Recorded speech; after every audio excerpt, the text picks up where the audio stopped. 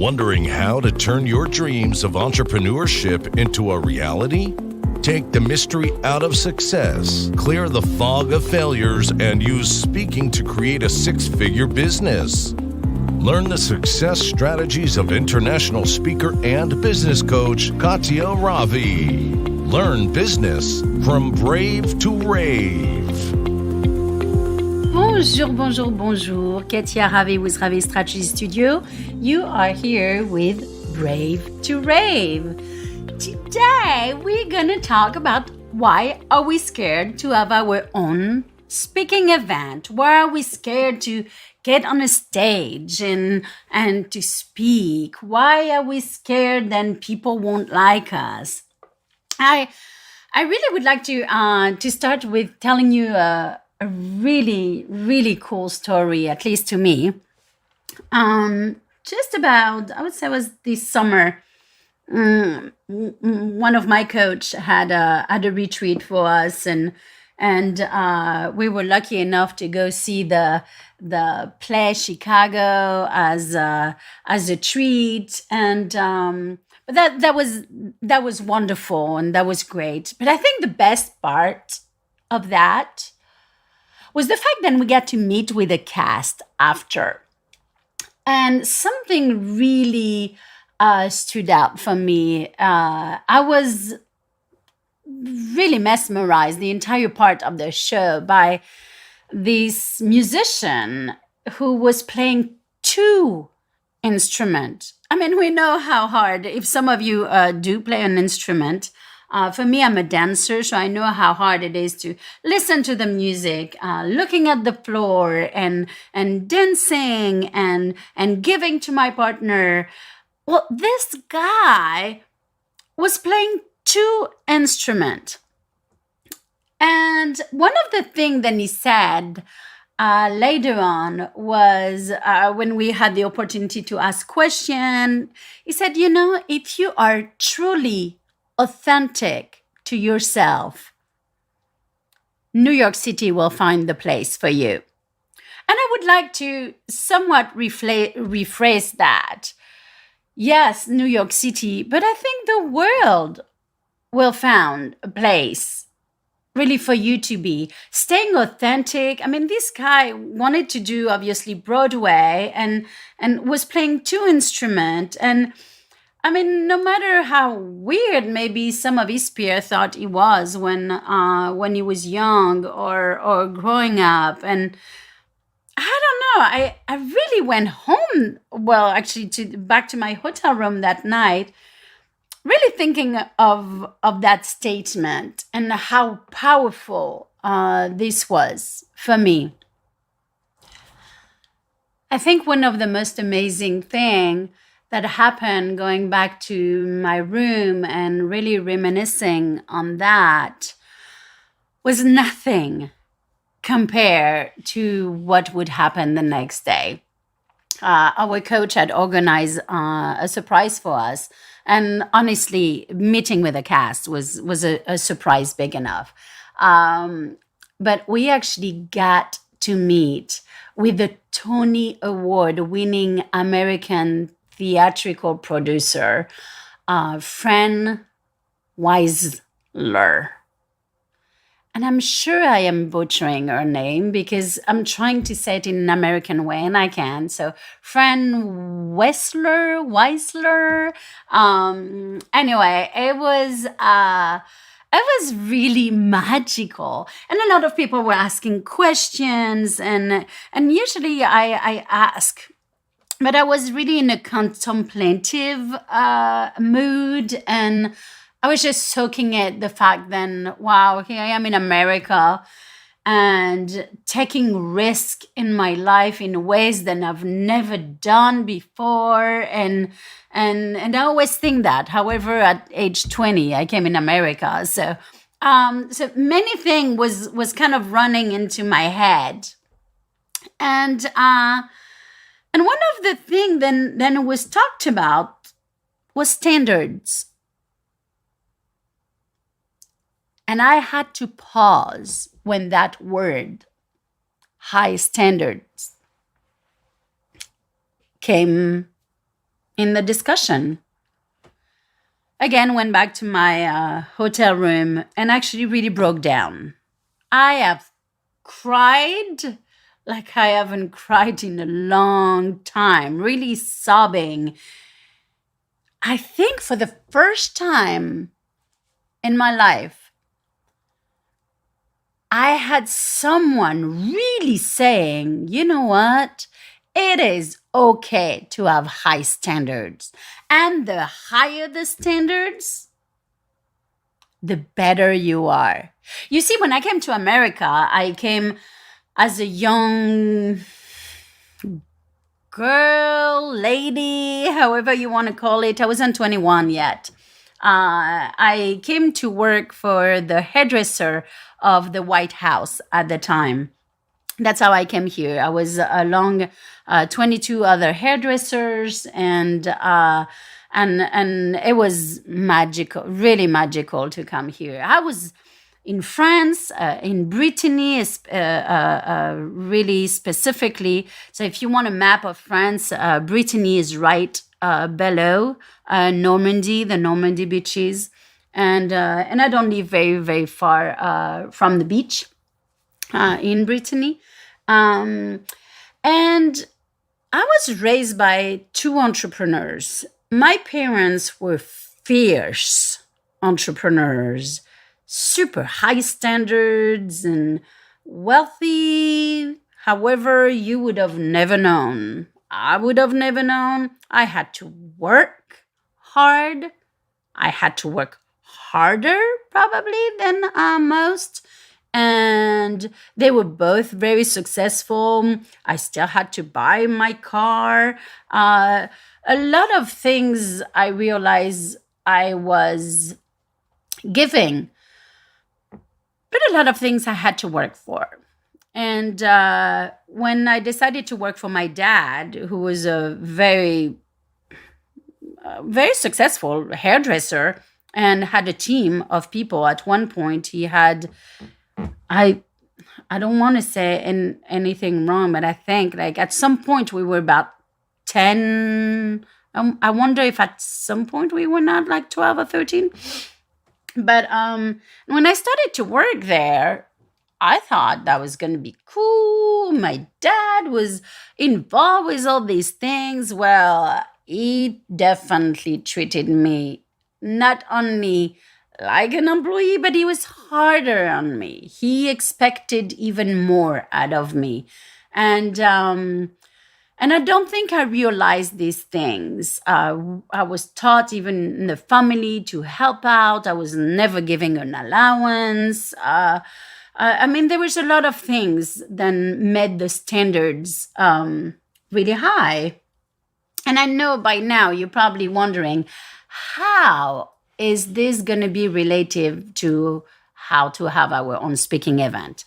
Just bear with me.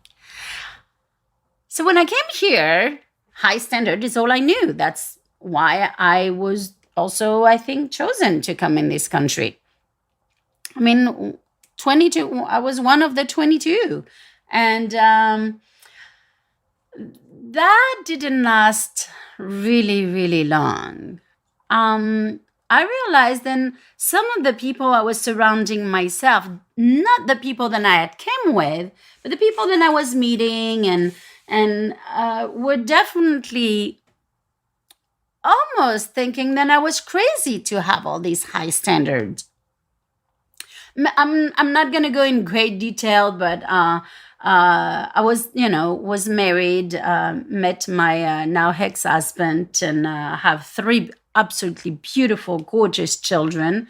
And but definitely what I saw over, even in my marriage, then it wasn't okay to want to have your business. It wasn't okay to want to always grow. It wasn't okay to always want to go back to school. I never took anything for granted. I wanted to grow in my marriage all the time. I wanted to grow in my relationship with God. I wanted to grow. If we were not doing okay, I wanted to work on it. I was buying books. You name it. And my standards were up there.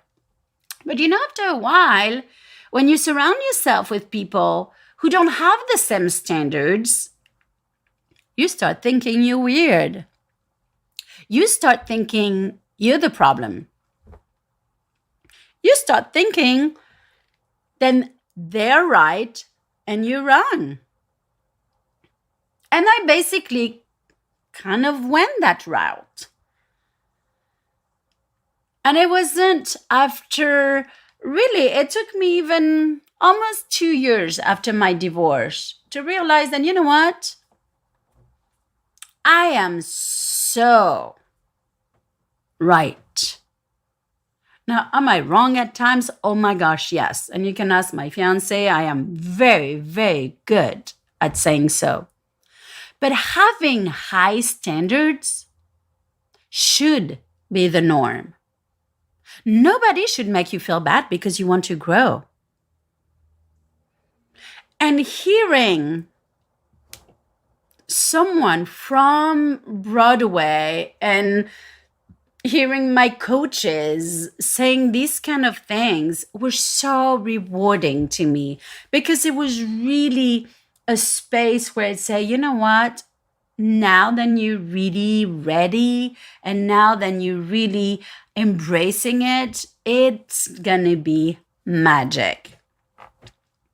Having someone by my side who's lifting me up, who's always pushing me.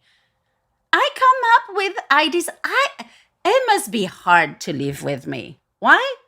Because, yep, I'm clicking my finger. I want to go. I want to do. If I want to talk about things, I want a plan. I have a vision. I have goals. I never want to stay where I am. And as a dancer, so I dance Argentine tango. I'll probably touch on that a little bit at some point in this podcast. But as an Argentine tango dancer, we say when we stop growing and practicing, we regress.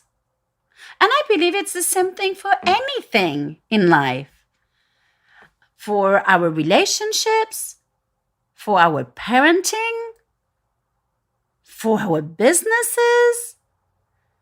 Where are you going next? Are you just like settling into something? So for me, I'm going to be very honest with you. I've been working for a while on this podcast. Now that it's out, I could just enjoy.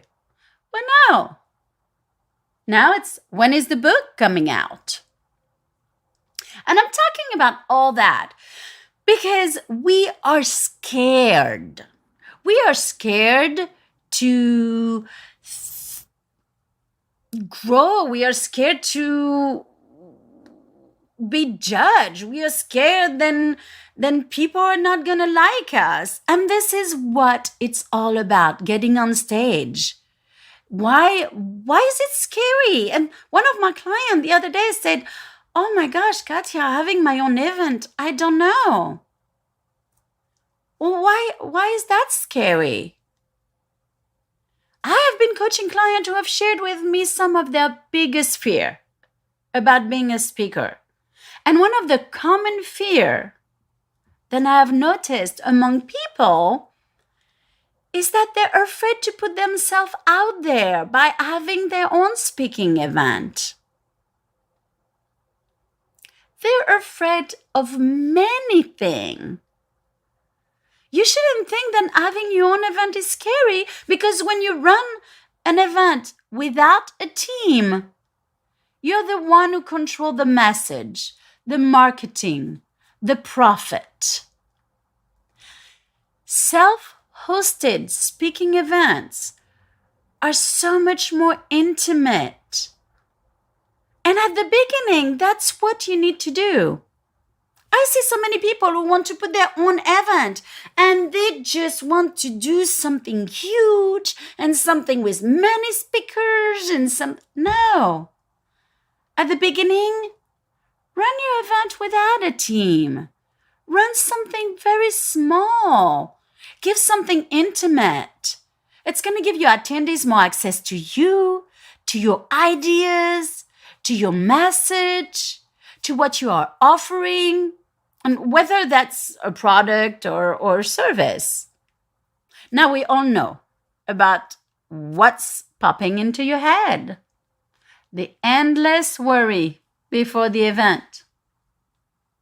Oh my gosh, what if nobody comes? What if nobody shows up? What if I'm not good enough? What if the audience doesn't like me?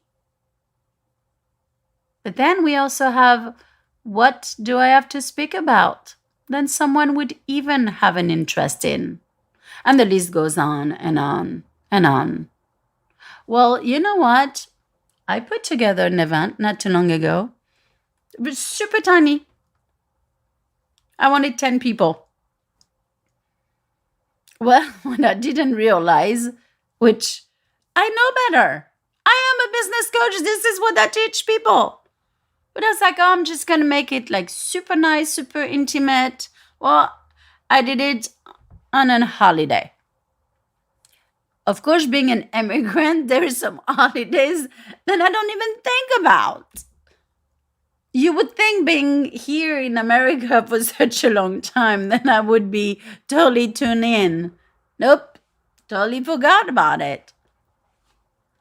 Well, decided to, what do you do? Okay, well, you know what? 2 weeks before, there was, I think, like 2 or 3 attendees. I was like, you know what? I could run it. Or I could just be humble enough and cancel it. And that's what I did. I was like, hey guys, I'm sorry, we don't have enough people. And it's okay. So while you think then the whole audience, while you speak, may sit there and judge you, you know, sometimes what you have to remember is that the audience have their own worries. They have their own thoughts running through their mind as well. Your audience will sometimes they will tune in. Sometimes they will tune out of your speech because they're going to think about their own story, about what you just told them. They're going to think about how it relates to them. They probably won't even notice if you blush, if you lose your words. I have so many tools for that. And I teach my client, I say, it's not the end of the world if you forget your words. But what do? We get so wrapped up into the people who don't listen to us, and we forget the rest of the room. Are you scared? Then maybe you overwhelm your audience with too much information. And my gosh, I see that all the time. Maybe you get the feeling that you shouldn't be on stage. Maybe you think you're not an expert at what you're talking about. Well, in that case, you justify that feeling by tending to overgive information to prove that you are an expert. The truth is, really, your audience, all they want is a transformation from you. They want something useful that they can take back and apply it to their own lives. Right away. They want some tools, some tips. It is your job as a speaker to really simplify your body of work into one transformation. Your audience truly will thank you for it. And the stage is yours, so own it.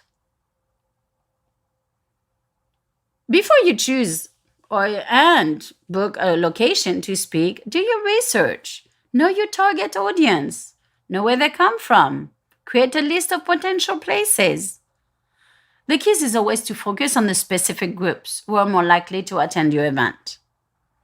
How do you narrow it down? Where does your niche live? Where is the most of your target client located? It's okay to be scared. It's okay to be nervous, to have your own solo speaking event. Just like with everything else.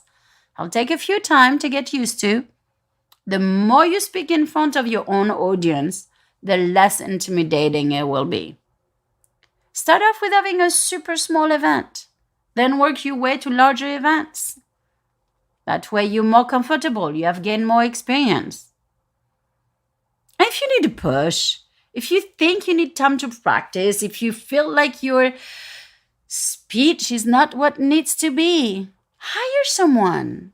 Hire someone that you know is on stage all the time.